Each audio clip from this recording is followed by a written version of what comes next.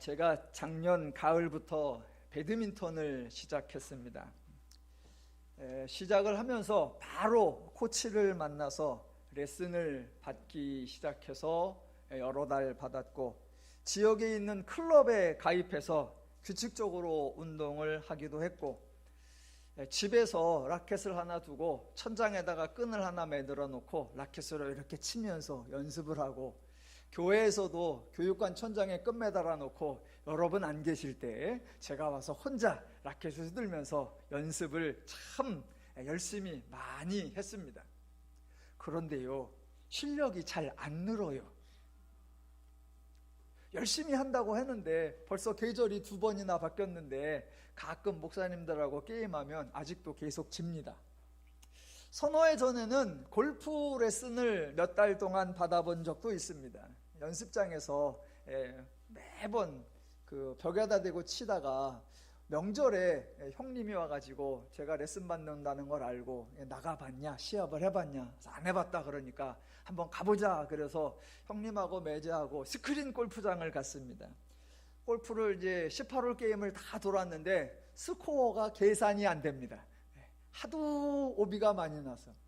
그러다가 또 한두 달 있다가 난생 처음이자 마지막으로 골프장 필드를 나갔습니다. 필드를 나갈 때 전 뭐 골프채가 없으니까 아는 목사님 거 쓰기로 하고, 저는 이제 준비를 했는데 골프공 2개를 준비했어요. 스크린에서 골프 치면 공이 어디로 가든 그 방 안에 있잖아요. 그러니까 골프는 공 하나 갖고 칠 수 있구나. 그래서 하나 하고, 하나는 혹시라도 모르니까 연습용 하나 하고, 그래서 골프공 2개를 가지고 필드를 나갔습니다. 웃고 계시는 분은 내용을 벌써 아시는 거예요. 그랬는데 골프가요, 첫 홀에서 가져간 공 다 날아가고요, 2개 갖고 첫 홀이 택도 없어요. 그게요, 분명히 앞을 보고 쳤는데 공이 옆으로 가고요, 분명히 앞으로 보고 쳤는데 뒤로 가요. 그래서 준비한 공이 모자라서 급하게 목사님들 걸 빌려서 안 돼가지고 가서 골프공 한 박스 사다가 여러 번 사다가 18을 도는데 공을 몇 개를 쳤는지 다 모를 정도입니다. 그날 이후 2번 다시 안 갑니다. 연습을 하고 연습을 하는데 이게 실력이 빨리 늘지를 않습니다. 그보다 앞서서는요, 제가 음악을 좀 해보겠다고 색소폰을 좀 배워보겠다 해서 또 클럽에 학원에 등록을 해서 몇 달 좀 배웠습니다. 거기 있는 거 악기 빌려서 하다가 이번에는 작정을 하고 잘 불어봐야 되겠다, 거금을 들여서 악기까지 구입해가지고 불었는데 실력이 안 늘어요. 여러 번 앞에 제가 색소폰을 배운 적이 있다 그랬는데 저희 가족 말고 다른 사람 앞에서 불어본 적이 없습니다. 그러니까 무엇인가를, 예능이든 체능이든 학업이든 무엇인가를 새로 배운다는 것은 많은 노력이 필요하고 많은 시간이 필요한 것 같습니다.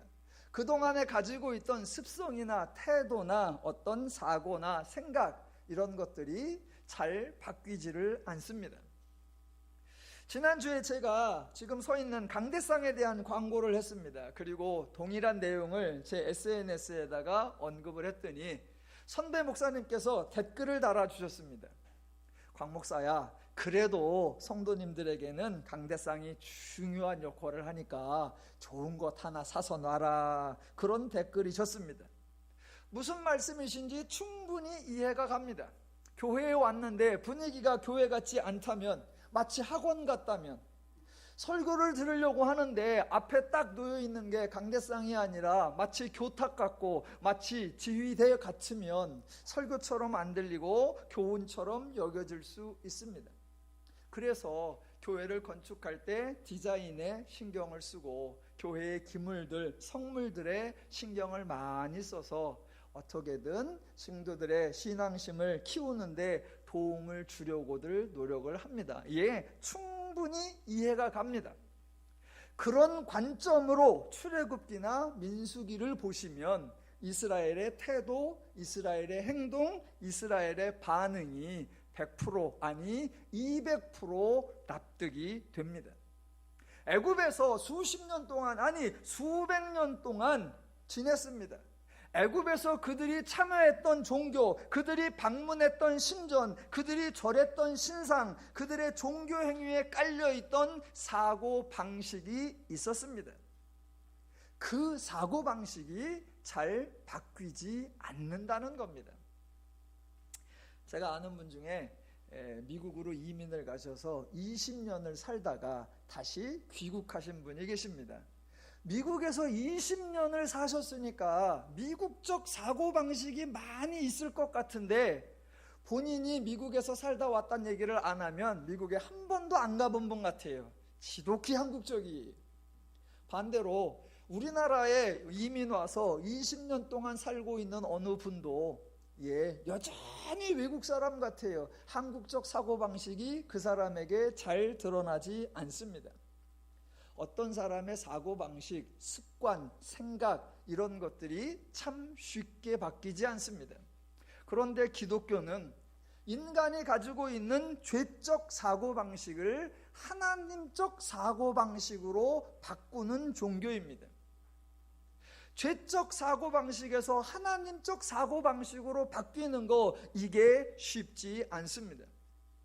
이스라엘이 애굽에서 애굽식으로 이방식으로 죄적으로 수백 년을 살았는데 하나님이 나타나서 너희에게 더 좋은 것이라고, 너희에게 더 유익한 것이라고, 너희를 더 행복하게 하려는 것이라고 하나님을 가르치고 하나님의 마음과 심정과 원리와 방법을 가르쳐 주시는데 그것이 이스라엘에 쉽게 동의가 안 되고 이스라엘이 쉽게 적응하지 못합니다.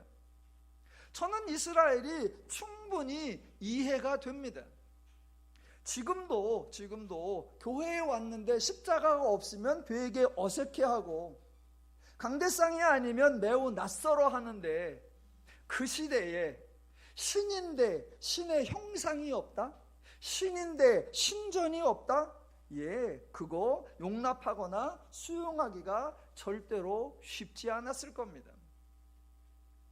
인간이 무엇인가를 해야 그에 대한 보상으로, 즉 공로주의로서 무엇인가 얻을 수 있다라는 사고방식이 만연되어 있는데 내가 행한 것에 대한 보상은 고사하고 강자들에 의하여 약탈과 탈취와 압제를 받고 있었던 그런 삶을 살았는데 신이 나타나서 은혜를 언급하고 강자이신 신이 언약을 맺고 맹세를 하고 신실하다라는 말씀을 하실 때 죄인이었던 이스라엘로서는 도무지 사실로 여겨지지가 않았고 납득하기가 매우 어려웠을 것입니다. 그래서 하나님은 처음부터 끝까지 은혜로 한 번이나 두 번만이 아니라 지속적으로 신실하게 인간의 태도나 반응이 어떠할지라도 하나님은 일관되게 죄인에게 은혜와 긍휼과 사랑으로 하나님을 가르치고 이스라엘을 대해 주셨던 것입니다. 그 관점을 기억하시면서 민수기를 살펴보셔야 합니다. 하나님은 이스라엘이 광야를 이동하는데 전혀 부족함이 없도록 철저하게 준비하고 완벽하게 보장해 주셨습니다. 이제 이스라엘은 감사하면서 이동을 하면 됩니다. 혹시 어느 분이 저기요, 하나님이 아무리 잘해 주었어도 이스라엘이 원하지 않는 일이라면 하나님의 준비와 수고와 배려는 아무 의미 없고 감사도 나오지 않고 기쁘지도 않습니다 라고 말씀하실 수 있습니다. 지당하신 말씀입니다. 남편이 캠핑을 너무 좋아해가지고 캠핑카 준비하고 온갖 장비와 모든 식사 다 준비한다. 그래서 아내에게 가자라고 해도 캠핑을 싫어하는 아내는 아무리 준비가 잘 되어 있는 것 소용없습니다. 하나님이 아무리 준비해도 본인이 원치 않거나 본인이 싫어하면 의미 없지 않느냐? 맞습니다. 그런데 하나님께서는 이스라엘을 애굽에서 태평하게, 애굽에서 안락하게 잘 살고 있을 때 억지로 끄집어낸 것이 아니었습니다. 백성은 원치도 않는데 하나님이 정한 뜻이라고, 조상들과 약속한 것이니까 너희는 무조건 나와야 한다고 강요한 것이 절대로 아니었습니다. 출애굽기 2장 23절, 여러 해 후에 애굽 왕은 죽었고 이스라엘 자손은 고된 노동으로 말미암아 탄식하며 부르짖으니 그 고된 노동으로 말미암아 부르짖는 소리가 하나님께 상달된지라입니다. 이스라엘은 힘들어했고 그래서 고통스러워했고 탄식했고 부르짖었습니다. 그것을 하나님이 들어주셨던 것입니다. 그런데 저와 여러분이 죄인 출신이라 죄인의 행동이 충분히 이해가 되시죠? 예, 죄인은 갖은 핑계로 투정을 하고 원망을 하고 불평을 합니다. 절대로 자기가 결정을 하지 않고 책임질 만한 말과 행동을 하지 않습니다. 자신들이 소원해놓고 자신들이 행동해놓고 마치 자기들이 의도하지 않은 것처럼, 자기들이 선택하지 않은 것처럼 반응합니다. 이스라엘이 너무 힘들다고 부르짖으니까 하나님이 그걸 들으시고 모세를 세우셔서 애굽으로 보내시고 모세가 바로에게 협상을 하게 합니다. 바로가 당장에 보내줄 리가 없지요. 그래서 협상을 거부하고 노동을 더 가중시킵니다. 그랬더니 이스라엘이 한다는 소리가 출애굽기 5장 21절, 너희는 우리로 하여금 바로의 눈과 그의 신하의 눈에 미운 것이 되게 하고 그들의 손에 칼을 주어 우리를 죽이게 하는도다. 이게 이스라엘 백성의 태도입니다. 하나님이 이스라엘을 도와주려고 했는데 도리어 하나님이 추궁을 당하고 계십니다. 아니, 노예들이 힘들다고 부르짖어서 하나님이 건져주려고 하는데 애굽에서 나오는 게 그게 쉽습니까? 압제자 바로와 협상을 하는데 요청하면 그저 평안히 내보내줄 줄 알았나요? 당연히 협상에 밀당이 있고 난관이 있을 거잖아요.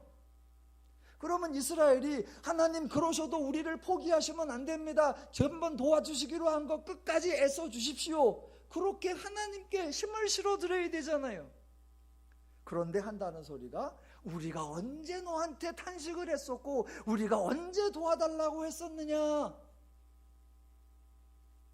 예, 그럴 땐 하나님이 확 그만두셔야 됩니다.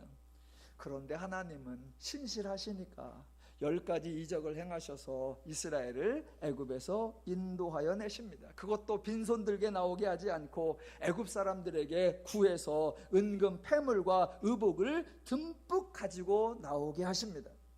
기억하셔야 됩니다. 하나님은 10가지 이적으로 이스라엘을 협박한 것이 아니고 이스라엘 사람 중에는 단 한 사람도 예외 없이 모두가 애굽에서 나와야 한다 강요하지도 않았고, 혹시라도 애굽에 남아있는 사람은 하나님이 요절을 낸다 엄포를 하지도 않으셨습니다.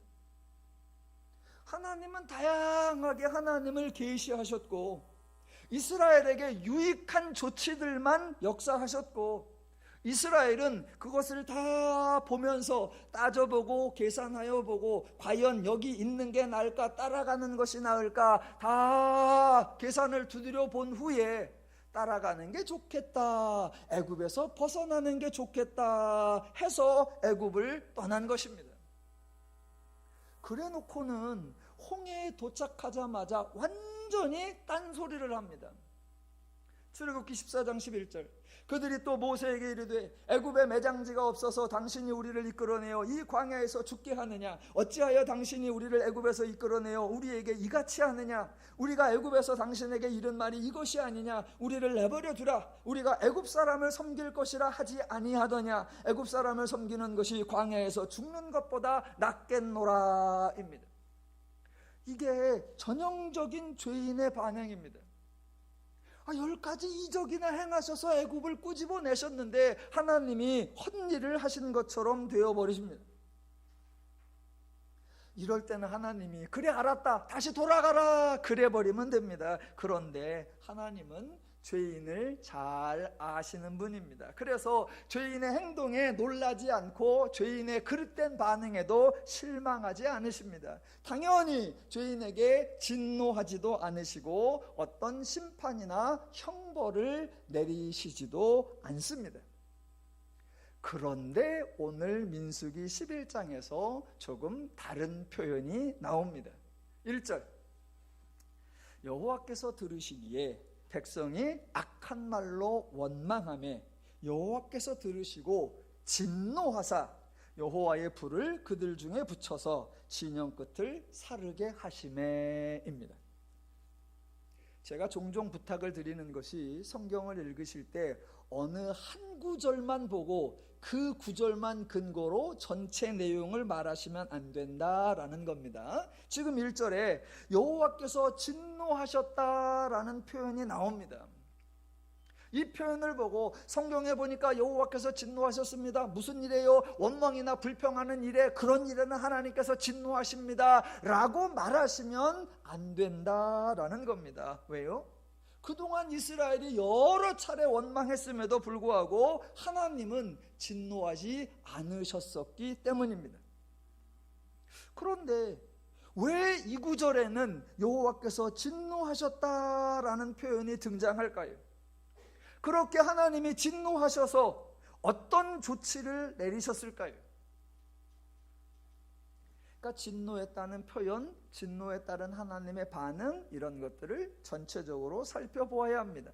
자, 오늘 11장은 민수기 10장 11절에서부터 출발이 됐어요. 민수기 10장 11절 보니까 둘째 해 둘째 달 20날에 구름이 증거의 장막에서 떠오르매 이스라엘 자손이 시내 광야에서 출발하여 자기 길을 가더니 바란 광야에 구름이 머무니라. 이렇게 해서 이동해 온 것이 11장입니다. 10장 11절부터 11장 1절까지 며칠이 걸렸는지 몇 달이 걸렸는지는 잘 모릅니다. 여하튼 이동을 해서 11장으로 왔고 1절에 보니까 악한 말로 원망하매 라고 나왔는데 무엇을 원망했는지 내용이 없습니다.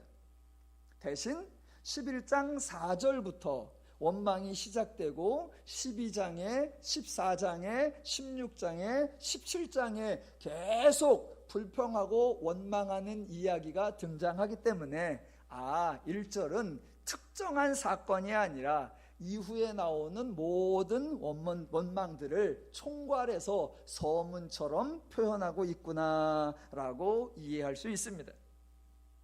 자, 하나님이 철저하게 준비하시고 완벽하게 보장해 주셨음에도 불구하고 더 이상 원망과 불평이 나올 수 없는 상황임에도 불구하고 이스라엘이 새로운 원망거리를 만들어서 원망하니까 그러한 태도를 악하다라고 지적을 했습니다. 그 악한 행동들 중에 첫 번째가 4절부터 나옵니다. 4절을 보시겠습니다. 그들 중에 섞여 사는 다른 인종들이 탐욕을 품음에 이스라엘 자손도 다시 울며 이르되 누가 우리에게 고기를 주어 먹게 하랴입니다. 자, 4절을 잘 보시면 탐욕을 품었다고 했습니다. 여러분, 누가 탐욕을 품었습니까? 본문에 있는 대로라면 그들 중에 섞여 사는 인종들이라고 나옵니다. 혹자들은 이게 누굴까 궁금해하면서 출애굽기 13장으로 갑니다. 이스라엘이 애굽에서 나올 때에 다른 민족은 싹 빼고 이스라엘만 나온 것이 아닙니다. 출애굽기 12장 37절에 보면 이스라엘 자손이 라암셋을 떠나서 숫곳에 이르니 유아 외에 보행하는 장정이 60만 가량이요 수많은 잡족과 양과 소와 심이 많은 가축이 그들과 함께 하였으며입니다. 이스라엘 말고 다른 인종들, 다른 족속들도 같이 나왔어요. 그러면 그냥 말 그대로 이스라엘과 더불어 다른 민족들도 함께 나왔더라. 그러면 좋은데 번역에는 뭐라고 표현했느냐? 조금 폄하하는 의미로 수많은 잡족이라고 표현을 해놨습니다. 그래서 그 수많은 잡족을 연상하면서 11장 1절에 나오는 탐욕을 품은 사람들, 이 사람들이 그 중에 섞여 있는 다른 인종들이라고 번역을 해서 마치 이스라엘 백성이 아닌 사람들이 이스라엘을 선동한 것처럼 오해가 되게 만들었습니다.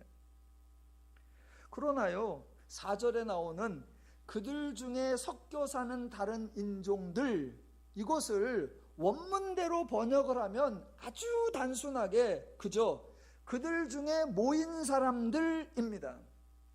그러니까 원문에는 섞여 사는 다른 인종 이런 의미가 전혀 없습니다. 그저 이스라엘 백성들 중에 모인 사람들, 이스라엘 사람들 중에 어떤 그룹들, 그냥 이 표현입니다. 여러분이 볼펜을 가지시고 섞여 사는 다른 인종들을 싹 까만 줄을 치세요. 2번 다시 안 보이게.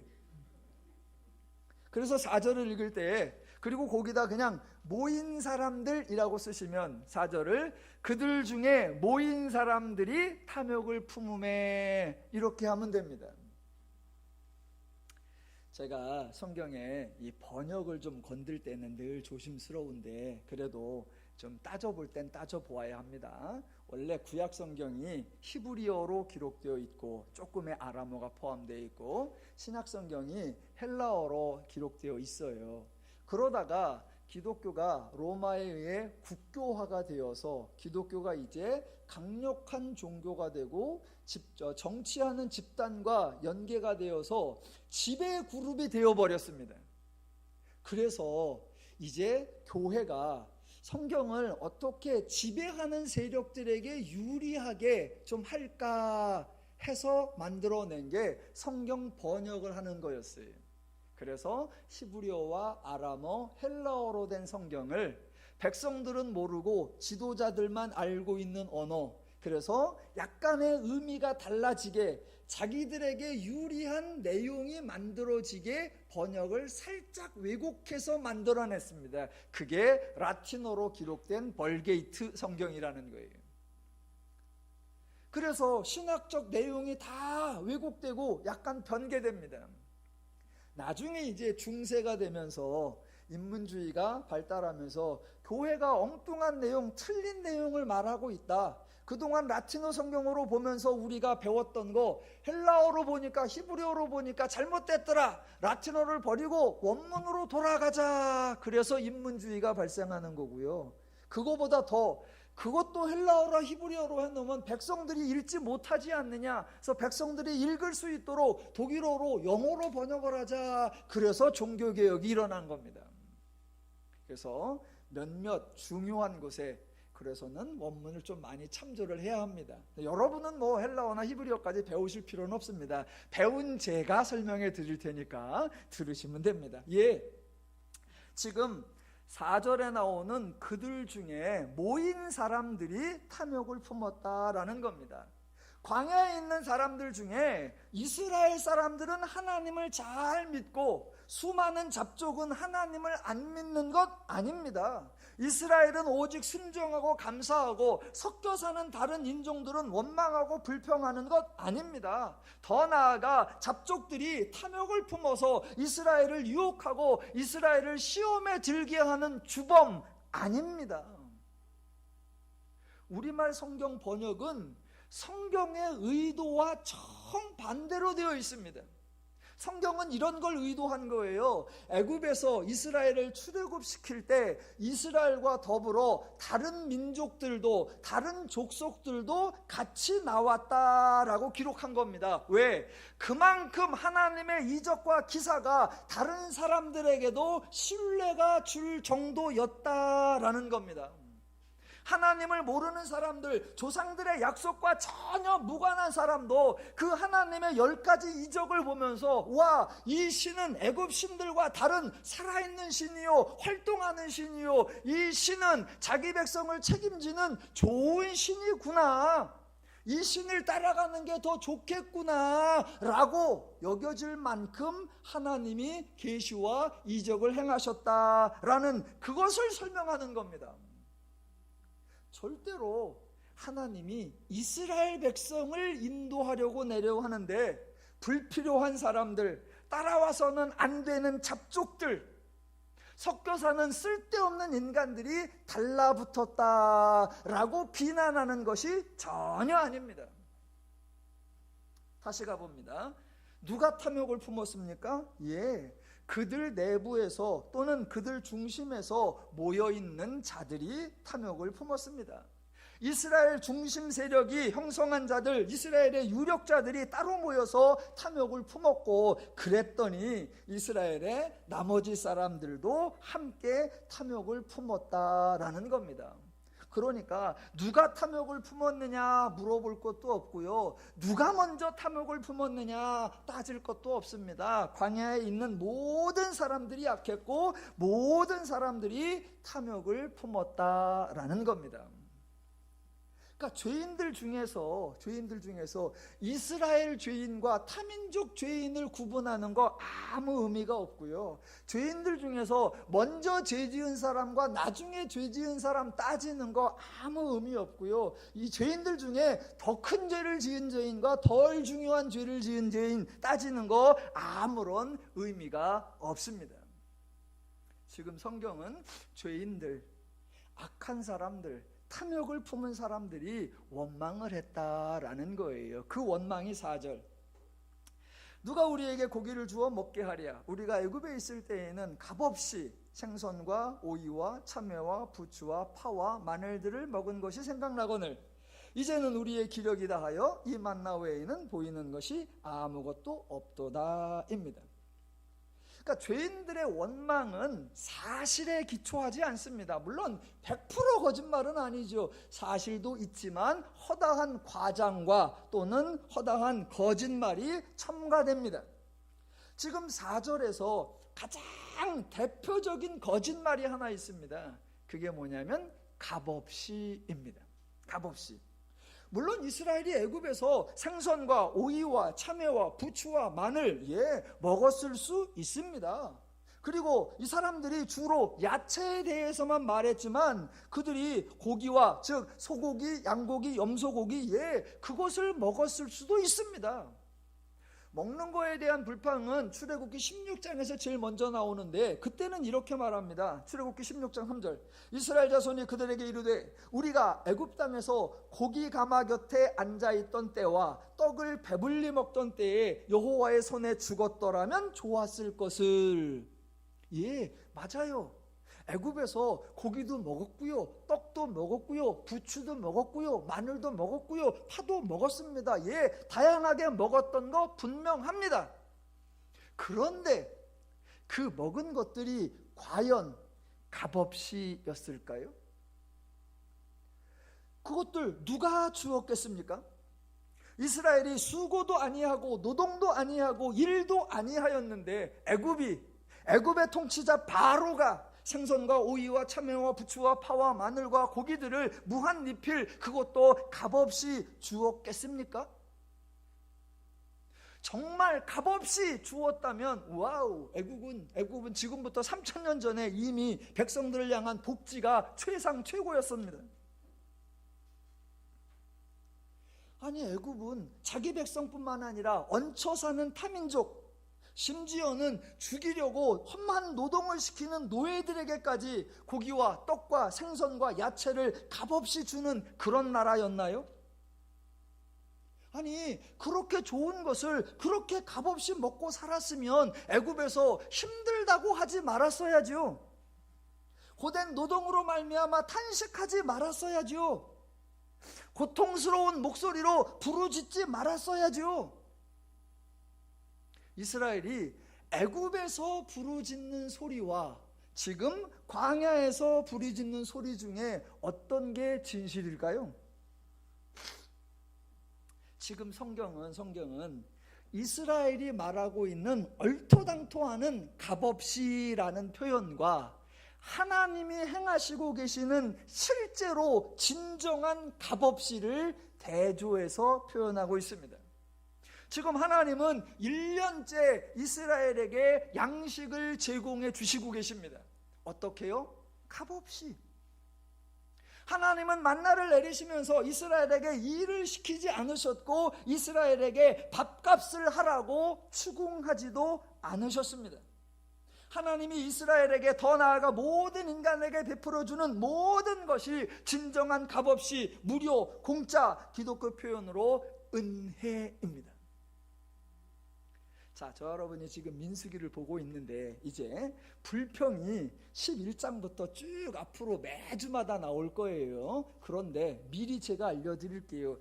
이스라엘이 불평을 하는데 그 불평 중에 몇 주 전에 언급한 대로 광야로 인도했다고 불평하는 거 없습니다. 왜 우리를 사람이 살 수도 없고 사람이 살지도 않는 이런 오지로 끌고 왔느냐, 그런 불평 나오지 않고요. 두 번째, 이스라엘이 광야 38년을 이제 유랑을 하게 되는데 앞에 1년 뒤에 1년 빼고 그 38년 동안 하나님이 우리에게 시키신 일 때문에 너무 힘들고, 하나님이 우리에게 하라고 한 일 때문에 너무 어렵고, 하나님이 우리에게 지운 짐 때문에 너무 무겁습니다. 그런 불평은 단 한 번도 없어요. 단 한 번도 없습니다. 단 한 번도. 그러니까 이스라엘이 원망이 한 번도 중단이 안 돼요. 불평과 불만이 한 번도 끊이질 않습니다. 그런데 그런 불평, 원망, 그런 것들은 상황과 조건이 나쁘기 때문이 아니었습니다. 하나님의 은혜가 부족하기 때문이 아니었습니다. 하나님의 보호와 돌봄과 책임을 소홀히 하시기 때문이 아니었습니다. 오직 하나, 은혜가 은혜인 줄 모르는 죄인의 어리석음, 은혜를 누릴 줄 모르는 죄인의 미련함, 감사함 상황에서도 탐욕을 만들어내고 악을 만들어내는 죄 때문이었을 뿐입니다. 자, 이스라엘의 백성들 중에 모인 자들이 탐욕을 품었고 나머지 백성들이 다 탐욕을 품어서 모두가 불평을 하고 있습니다. 이때 과연 이스라엘의 지도자요, 이스라엘의 대표요, 이스라엘의 리더인 모세는 어떤 반응을 보일까요? 그래도 이스라엘의 지도자니까, 하나님의 계시를 가장 많이 받은 자니까, 하나님과 가장 밀접한 관계를 유지하고 있는 사람이니까 백성들을 수습하고 있을까요? 모세를 믿음의 사람으로, 모세를 신앙의 모델로 생각하는 사람들에게는 정말 깜짝 놀랄 만한 반전이 11절 이하에 나오는 겁니다. 저와 여러분은 지난번 10장 29절 이하에서 모세가 하나님이 구름 기둥과 불 기둥으로 인도해 주신다라고 하는데, 그 하나님 대신 자기 장인에게 당신이 우리가 어디에 가서 진칠 줄을 아나이다, 당신이 우리에게 눈이 되어 주소서라고 도리어 사람을 의지하려고 했던 모습 보았습니다. 예, 그래서 저와 여러분은 전혀 놀랄 일이 아닙니다. 그런데 모세가 어떤 반응을 보이고 무슨 말을 하는지 제가 한번 읽어보니까 읽을 테니까 들어보십시오. 11절 이하. 모세가 여호와께 여짜오되 어찌하여 주께서 종을 외롭게 하시나이까? 어찌하여 내게 주의 목전에서 은혜를 입게 아니하시고 이 모든 백성을 내게 맡기사 내가 그 짐을 지게 하시나이까? 이 모든 백성을 내가 배웠나이까? 내가 그들을 낳았나이까? 어찌 주께서 내게 양육하는 아버지가 젖 먹는 아이를 품듯 그들을 품에 품고 주께서 그들의 열조에게 맹세하신 땅으로 가라 하시나이까? 이 모든 백성에게 줄 고기를 내가 어디서 얻으리이까? 그들이 나를 향하여 울며 이르게 우리에게 고기를 주어 먹게 하라 하온즉 책임이 심히 중하여 나 혼자는 이 모든 백성을 감당할 수 없나이다. 주께서 내게 이같이 행하실 텐데 구하옵나니 내게 은혜를 베푸사 즉시 나를 죽여 내가 고난당함을 내가 보지 않게 하옵소서입니다. 이게 누가 한 소리라고요? 모세님 가라사대입니다. 예, 이걸 말이라고 합니까? 아니 도대체 이게 감히 인간이 신에게 할 소리입니까? 예, 그 소리예요. 누가요? 모세가. 여러분, 모세도 전형적인 죄인이라는 사실을 놓치시면 안 됩니다. 모세에 대하여 모세는 위대한 어머니로부터, 위대한 믿음의 부모로부터 어렸을 때부터 철저한 신앙교육을 받았고, 그래서 믿음이 특출하였길래 모든 이스라엘 백성 중에 탁월하였기에 이스라엘의 대표 리더로 선택되었다라고 착각을 하시면 성경에 등장하는 모세의 태도, 모세의 말을 도무지 납득할 방법이 없습니다. 그런데 모세를 우리가 미워할 것도 없고요, 모세의 흠과 티를 감추어 주려고 할 것도 없습니다. 모세도 모든 이스라엘 백성과 다를 바가 없는 죄인이다라는 사실, 그리고 더 나아가 하나님이 사람을 뽑으실 때에는 가장 탁월한 자가 아니라 사람들 기준에 가장 부적합한 자, 저 사람이면 될 일도 안 될 거다라고 모두가 포기하는 그 사람을 뽑으신다라는 것을 이해한다면 모세가 이렇게 반응하는 거, 너무나 자연스럽고 저절로 이해가 됩니다. 지금 성경은 믿음의 인물 모세를 강조하려는 것이 아니라 이러한 죄인들의 막장 같은 태도에도 불구하고 지속적으로 은혜를 베푸시는 하나님을 강조한다라는 것입니다. 그래서요, 성경을 보시면 성경에 하나님을 향하여 가장 무례한 태도, 하나님을 향하여 가장 오만한 발언, 하나님을 향하여 가장 배신감 넘치는 행동, 이런 걸 하는 사람은 은혜를 적게 받은 사람이 아니라 가장 은혜를 많이 받은 사람들입니다. 그래서 성경에 대표적으로 3명이 나와요. 3명. 그 중에 한 명이 모세죠. 저보러 만약 모세에게 별명을 지어라 그러면 모세의 별명 투정쟁이. 모세가 가장 많이 했던 말을 골라라 그러면 어찌하여.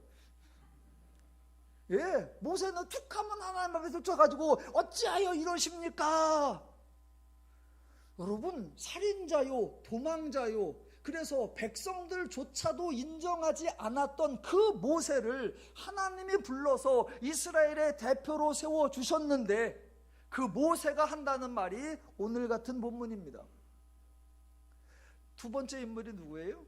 다윗입니다. 성경에 등장하는 이스라엘 사람 중에 오직 다윗에게만 표현되는 심한 표현이 있습니다. 그것이 바로 여호와를 멸시하는 자라는 표현입니다. 다윗은 아버지에게도 인정을 받지 못했고 형제들에게도 인정을 받지 못하는 그런 자이었는데 하나님이 그 다윗을 불러서 이스라엘의 주권자로 세워주셨습니다. 그랬더니 한다는 짓이 내가 여호와를 멸시하고 여호와를 업신여기고 여호와께서 주지 아니한 것을 취하였도다. 성경은 하나님을 모르는 자가 원망했더라, 하나님을 모르는 자가 대들었더라, 그런 얘기는 소개도 안 해요. 정반대로 가장 은혜를 많이 받은 자, 다른 사람을 몰라도 그 사람은 그럴 리가 없어, 그 사람이에요. 세 번째 인물이 누구예요? 신약으로 오면 베드로죠. 아니, 직업이 어부인데, 직업이 고기잡이인데 고기를 못 잡어. 그게 무슨 직업이요? 성경에 베드로가 고기 잡아서 한 번도 못 잡아요. 한 번도 못 잡아. 그냥 잠깐 못 잡는 게 아니라 밤을 새워 못 잡아. 그렇게 하기도 힘들어.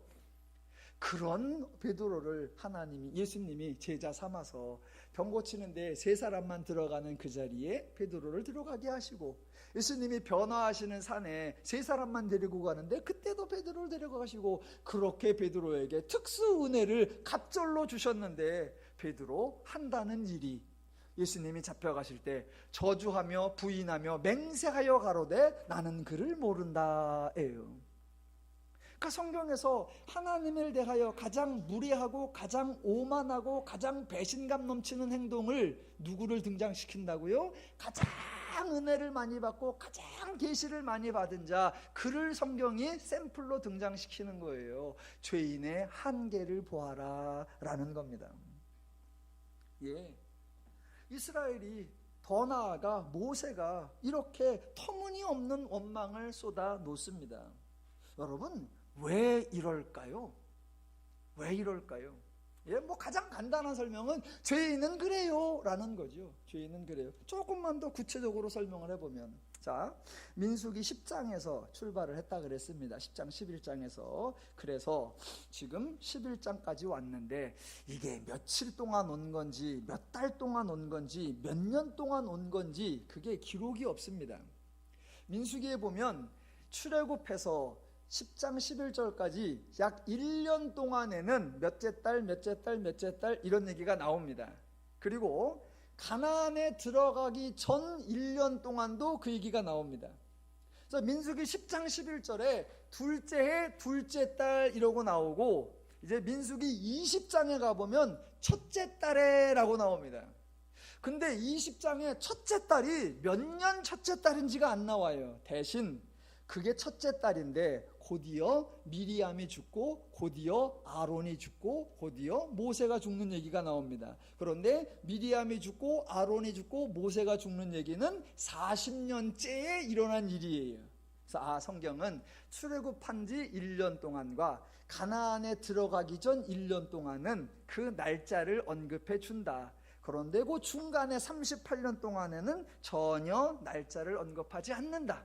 그래서 지금 11장 1절이 며칠이나 몇 년이나 흘렀는지는 모른다. 다만 10장 11절에서 여러 날 여러 달이 지난 시점이겠다라고 하는 겁니다. 그런데 이 기간이 참으로 소중한 기간이잖아요. 하나님이 모든 것을 주관하시는데 그 하나님이 자기들과 함께 하시고, 자기들은 갈 바를 몰라 방황하는 것이 아니라 가나안이라고 하는 하나님이 약속하신 땅이라고 하는 소망으로 구체적으로 가고 있고, 하나님이 만나라는 은혜를 매일같이 지속적으로 제공해 주시잖아요. 그러니까 이스라엘이 할 일은 날마다 감사하는 일일 것입니다.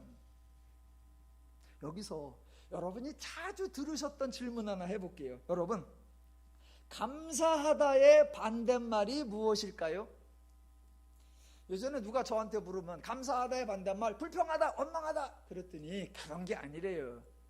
그럼 감사하다의 반대말이 뭐냐? 그랬더니 당연하게 여기다. 예, 그게 맞는 것 같아요. 예, 감사하다의 반대말은 당연하다예요. 그러니까 불평은 당연하게 여기는 순간부터 불평이 생깁니다.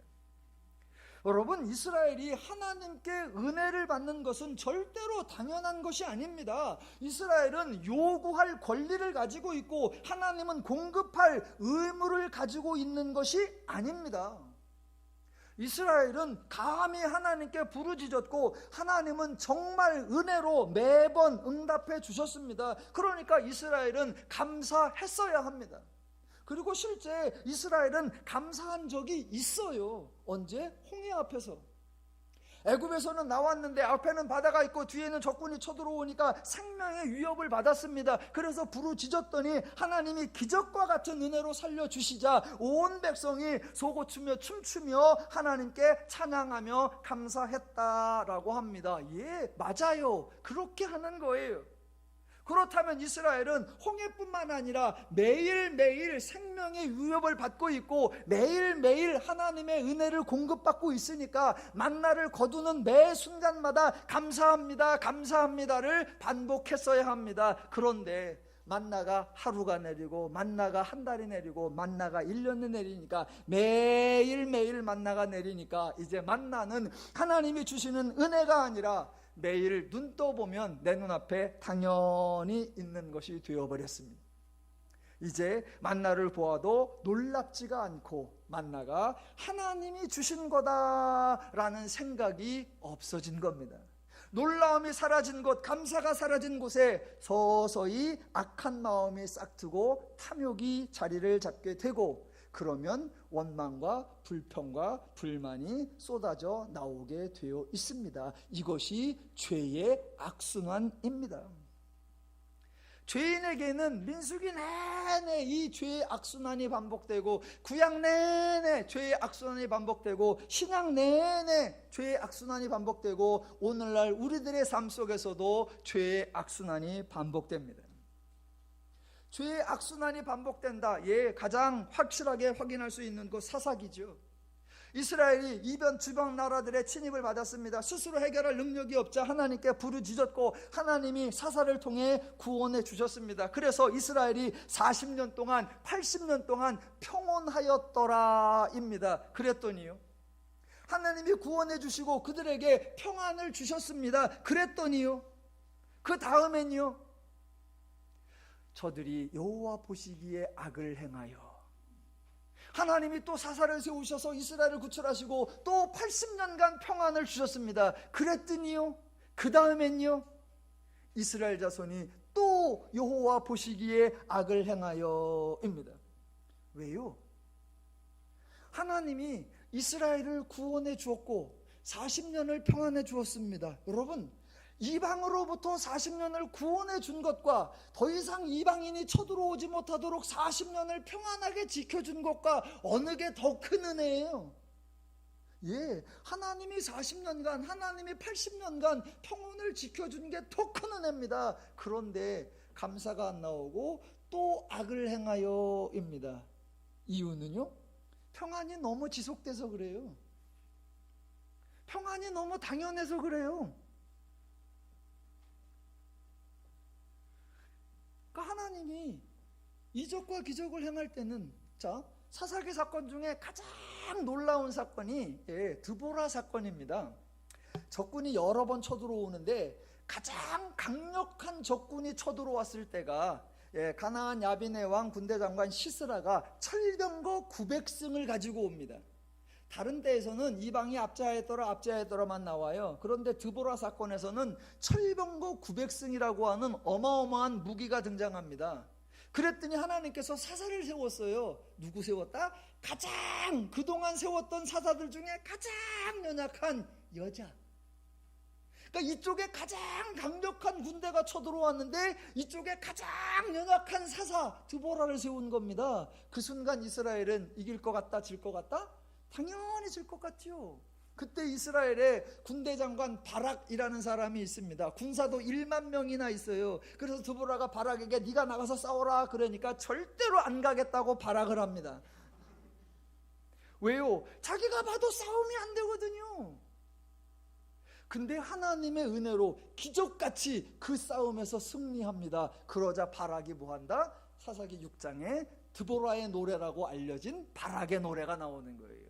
우리를 위험한 생명 가운데 이방의 압제로부터 구해주셨도다. 여호와를 찬양하고 감사했습니다. 예, 그랬어야죠. 그렇다면 그것보다 더 놀라운 것, 그 후에 하나님이 이스라엘에게 40년 동안, 아니 80년 동안 평온하게 하셨더라. 그러면 80년 내내 감사해야죠.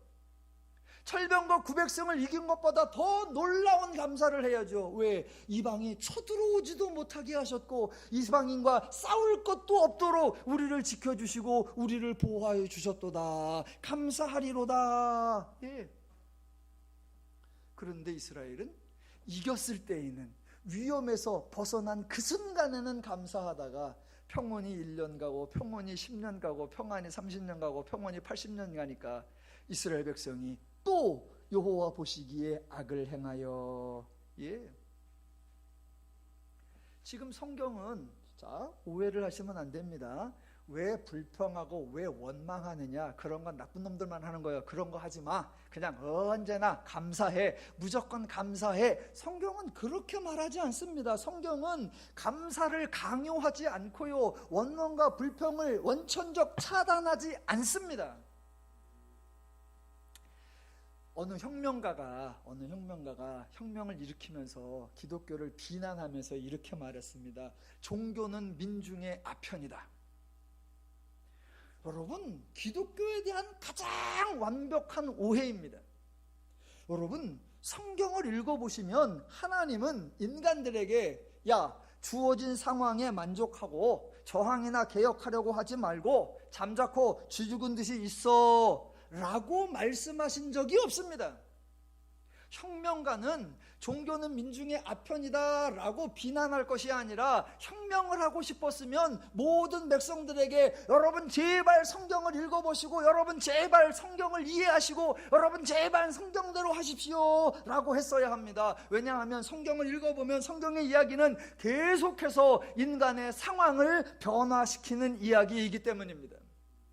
성경을 읽어보면 백성에게 안주하라는 이야기가 없고요, 나태하라는 이야기가 없고요, 왕의 편을 들어주는 이야기 없고요, 우민 정책을 쓰는 이야기도 없습니다. 성경이 계속해서 강조하는 게 뭐냐? 인간들에게 왜 더 행복할 수 있는데 그냥 있느냐? 왜 더 자유로울 수 있는데 그냥 있느냐? 왜 더 멋질 수 있는데 그냥 있느냐? 왜 더 하나님의 복락을 누릴 수 있는데 하지 않느냐라는 것입니다.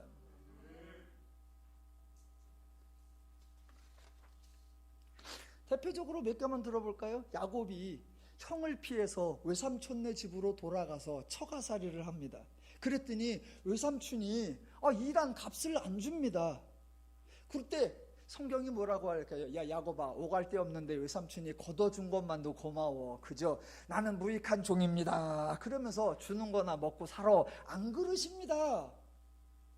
외삼촌이 일값을 안 쳐주니까 하나님께서 시냇가에서 아롱지고 얼룩지고 그런 거 만들어 주셔가지고 야곱이 가산을 챙길 수 있도록 하나님이 도와주세요. 외삼촌네 아들들이 저 사람이 우리 거 뺏어간다 라고 해서 방해할 것 같으니까 하나님이 몰래 밤에 야곱아 오늘 밤에 빠져나가라. 하나님께서 상황을 변화시켜 주십니다. 이스라엘이 애굽에서 노예 생활하고 있습니다. 그때 야야야 그냥 있어. 니네 원래 다 굶어 죽었어야 되는데 애굽에서 너희들 양식 먹여줘서 너희가 그나마 사는 거요. 생명 보존해 준 게 애굽이니까 잔소리 말고 그저 노역시키면 해. 그냥 있어. 성경은 그렇게 말하지 않습니다. 그들이 너희를 악하게 하고 너희가 힘드냐? 나가라. 자유하라. 해방하라. 새로운 삶을 살아라. 하나님 그렇게 하십니다. 솔로몬이 번성했어요. 그래서 왕궁도 짓고 신전도 짓고 이방의 신전도 짓습니다. 그러느라고 백성들을 노역에 너무나 많이 희생시켰어요. 그리고 그 아들 르호보암이 그 아버지 정책을 계속해서 따라하려고 합니다. 그때 하나님이 뭐라 그러세요? 아니다 백성들이 제발 노역을 줄여달라. 그걸 거부하는 르호보암이니까 하나님께서 자그마치 10지파를 툭 띄어서 북쪽에 나가서 따로 나라를 세워서 저 솔로몬의 아들의 어리석은 정책 따르지 말아라. 하나님이 그렇게 새로운 상황을 만들어 주십니다. 신약으로 가도 마찬가지예요. 예수님이 하셔서 하는 게 뭐예요? 전부 다 사람의 상황을 바꿔주는 거예요. 허다한 질병 들린 자 다 고쳐주셔서 새삼 살게 하고 귀신 들린 자 다 치유해서 새로운 삶을 살게 하시고 그걸 언제 하세요? 내가 몰래 한다 살살한다 아니요. 그 당시에 가장 강력한 종교 유대교가 왜 안식일날 하느냐라고 막아서도 뻔뻔하게 안식일날 대놓고 치유해 버리십니다. 그들이 유대교식 율법 해석을 통하여 백성들을 통제하고 지배하려고 할 때 하나님은 그들의 성전 중심에 가서 그들의 회당 중심에 가서 유대교와는 전혀 다른 해석, 그들에서 예수를 죽이려 하고 하는 그런 음모를 받을 정도로 그들과 다른 모든 삶을 갱신시키는 그러한 해석을 하나님이 해 주십니다. 기독교가 민중의 아편이라고요? 여러분, 기독교 복음 자체가 세상의 혁명이고 하나님의 사역 자체가 세상에 따라올 수 없는 개혁 그 자체입니다.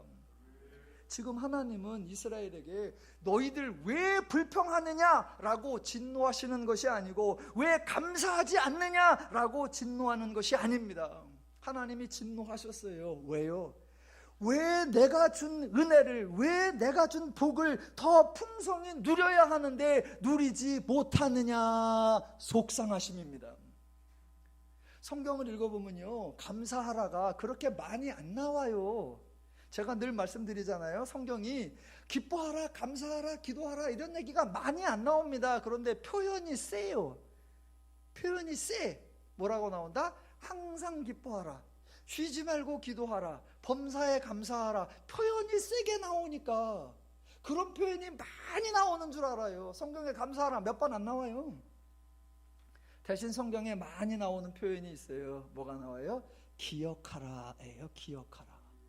너희가 어떤 상태였는지를 기억하고 그 상태에서 하나님이 어떤 은혜를 주셨는지를 기억하라. 그리하면 뭐가 나오리라? 감사가 나오고 기쁨이 나오고 즐거움이 나오리라. 이거예요. 여러분, 지금 이스라엘이 지금 감사해야 하는 상황에 그것을 당연하게 여기고 불평을 하고 있습니다. 자, 이제 결론으로 갑니다. 자, 하나님이 은혜를 주셨는데 어떤 사람들이 감사해야 되는데 불평하고 있어요. 여러분 같으면 어떤 조치를 내리십니까? 사람들끼리 내가 저 사람을 참 선대해야지, 그래서 저 사람들이 원하지도 바라지도 않았는데 내가 자원해서 기쁨으로 은혜를 듬뿍듬뿍 줬어요. 그랬더니 저쪽에서 당연히 감사해야 되는데 감사인 줄 모르고 배려를 했더니 권리인 줄 알아. 그리고 덧바나장으로 더 내놓으라고 막 우겨. 그러면 어떻게 합니까? 그때 사람들이 이렇게 말합니다. 공짜를 자꾸 주면 공짜 귀한 줄 몰라. 그래서 공짜는 자주 주면 안 돼. 그래서 공짜는 많이 주면 안 돼. 공짜는 쉽게 주면 안 돼. 라고요. 그게 말이 됩니까? 하나님하고 인간하고 관계가 불편해졌습니다. 그러면 인간이 하나님의 태도를 고치라고 요구해야 합니까? 하나님이 인간의, 자, 다시 한번. 하나님과 인간의 사이가 불편해졌습니다. 그러면 인간이 하나님의 태도를 바꾸시라고 요구해야 됩니까? 하나님이 인간의 태도를 바꾸어 주셔야 합니까? 하나님이 바꾸어 주셔야 합니다. 그런데 속상한 건 세상에서는 조금 아까처럼 뭐라고 한다? 은혜를 그냥 주면 은혜 귀한 줄 몰라. 은혜를 싸게 주면 은혜 귀한 줄 몰라. 은혜를 막 주면 은혜를 귀한 줄 몰라. 그러니까 은혜는 막 주면 안 되고 자주 주면 안 되고 많이 주면 안 돼. 세상은 그렇게 말해요. 근데 더 속상한 건 교회에서도 그렇게 말한다는 겁니다. 그걸 뭐라 그래요? 그냥 막 주면 그거는 값싼 은혜가 돼. 값싼 은혜면 사람들이 귀중한 건 몰라. 그래서 은혜는 받을 때 쉽게 받으면 안 돼. 어렵게, 힘들게, 충성하고, 희생하고, 봉사하고, 노력하고, 그때 하나님이 주셔야 아, 귀하구나 라고 알지. 그냥 주면 값싼 은혜가 돼서 사람들이 은혜 귀한 줄도 모르고 감사할 줄 몰라. 이게 할 말입니까? 이게 할 말이에요? 그러면 그게 은혜예요? 여러분, 은혜는 주시는 쪽에서 값비싼 거예요. 받는 쪽에서는 값싼 거여야 됩니다. 이게 반대가 되면 큰일 나요. 만나야 뭐 하나님은 어차피 하늘 창고에 꽉꽉 쌓여 있는 거니까 이거 뭐 하나님에게는 그거 비싼 거 아니야. 하나님에게 싼 거니까 야 그냥 뿌려 만나 뿌려 그냥 막 뿌려. 하나님은 값싸게 막 뿌리는데 인간이 귀한 줄 모르면 안 되니까 인간은 죽싸게 고생을 해야 쬐끔 받고 죽도록 고생해야 요만큼 받을 수 있게. 하나님은 값싼 은혜를 뿌려대고 인간은 값비싼 은혜를 받아야 그래야 은혜 귀한 줄 알지. 한번 해볼까요?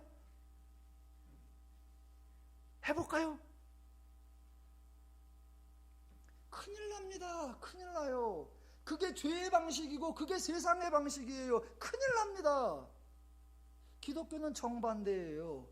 하나님이 값비싼 은혜를 주시는 거예요. 인간이 잘 때, 인간이 아무 일도 안 할 때 하나님은 만나를 내리시고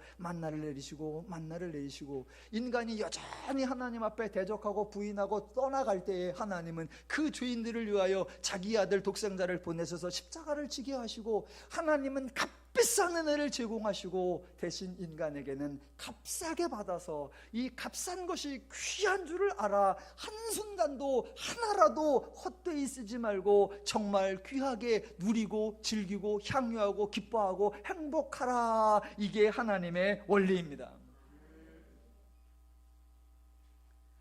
예, 그런데 우리는 종종 하나님의 태도를 바꾸라 그래요. 하나님의 태도를 바꾸라고. 예, 은혜를 그냥 주면요 이것들이 은혜 귀한 줄 몰라서 감사도 안 하고 이것들이 그냥 하면 안 되니까 하여튼간 은혜 받으려면 기도도 한 30일 금식기도 하고 은혜 받으려면 성경도 1도씩 하고 그래. 그러면 여기 은혜 받는 사람 내가 보기엔 하나도 없어.